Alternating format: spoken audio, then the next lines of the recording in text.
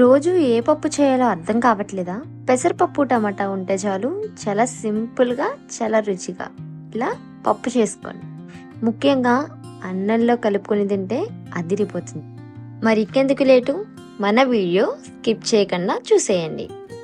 ముందుగా పెసరపప్పును 2-3 సార్లు బాగా కడుక్కుందాం. ఇక్కడ నేను 1 కప్పు పప్పుకి 3 కప్పుల వాటర్ అయితే తీసుకున్నాను. లాస్ట్లో మళ్ళీ యాడ్ చేసుకుందాం. ఇప్పుడు ఇందులోకి 5 టమాటాలు, 5 పచ్చిమిర్చి, 4 కట్ చేయకుండా వేసిన ఉల్లిపాయలు కట్ చేసేసుకొని పప్పులోకి అయితే యాడ్ చేసేసుకుందాం. దీంతో పాటుగా 1 స్పూన్ కారం, 1 స్పూన్ ఉప్పు, చిటికెడు పసుపు, అలానే 1 టేబుల్ స్పూన్ నూనె కూడా యాడ్ చేసి బాగా కలిపేసి మూత పెట్టేసి 3-4 విజిల్స్ వచ్చేలోగా ఉడికించుకోండి. ఈలోగా చిన్న నిమ్మకాయ సైజ్ అంతా చింతపండునైతే కూడా నానబెట్టుకున్నాను.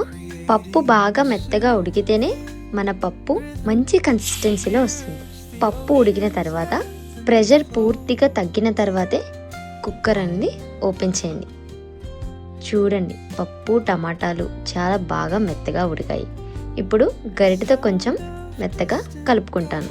పప్పుని ఇలా మెత్తగా చేసుకున్నాక మనం ఇందాక నానబెట్టుకున్న చింతపండు రసాన్ని అయితే ఇందులో వేసుకొని ఒకసారి బాగా కలుపుకొని 2 నిమిషాల పాటు ఉడికించుకుందాం. ఇప్పుడు పప్పు చిక్కగా ఉంటే కొంచెం వాటర్ అయితే యాడ్ చేసుకోండి. అలానే టేస్ట్ కూడా చూసుకొని సాల్ట్ సరిపోకపోతే యాడ్ చేసుకోండి.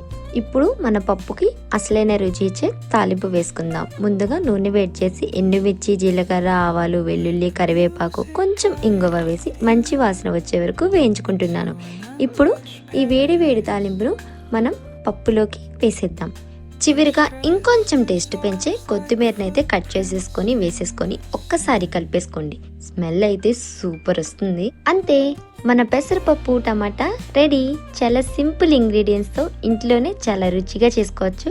లాస్ట్లో స్టవ్ ఆఫ్ చేసుకొని 1 నిమిషం పాటు మూత పెట్టయితే ఉంచేసి ప్రెషర్ పోయిన తర్వాత తీసేసి చూడండి ఎంత బాగుంటుందో. ఇప్పుడు వేడి వేడి అన్నంలో కొద్దిగా ఆవకాయ పచ్చడి వేసుకొని మనం చేసుకున్న పప్పు వేసుకొని కలుపుతుంటే అసలు ఆ రుచే వేరు. మీకు ఈ రెసిపీ నచ్చినట్టయితే తప్పకుండా లైక్ చేయండి. ఇలాంటి సింపుల్ రెసిపీస్ కోసం SP Vlogs 38ని సబ్స్క్రైబ్ చేసుకోండి. ఈ పప్పు మీరు ఇంట్లో ట్రై చేసి కామెంట్ చేయండి.